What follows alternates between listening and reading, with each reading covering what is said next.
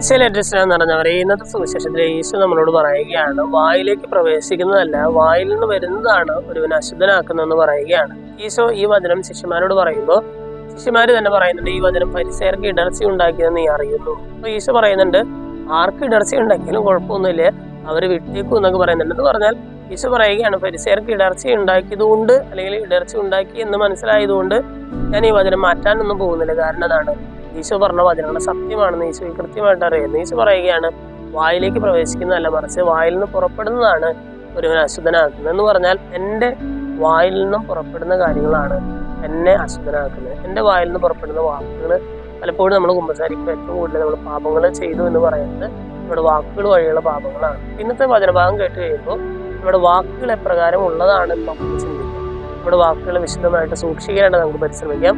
നമ്മുടെ വായിൽ നിന്ന് പുറപ്പെടുന്ന വാക്കുകളാണ് നമ്മൾ വിശുദ്ധനോ അശുദ്ധനോ ആക്കുന്നത്. സ്നേഹമുള്ളവരെ, ഇന്നത്തെ വചനഭാഗങ്ങൾ കേട്ട് കഴിയുമ്പോൾ ഇത്രയും കൂടി വിവേകത്തോടെ നമ്മുടെ വാക്കുകൾ ഉപയോഗിക്കാനായിട്ട് നമുക്ക് പരിശ്രമിക്കാം. ദൈവം എല്ലാവരെയും സമൃദ്ധമായിട്ട് അനുഗ്രഹിക്കും.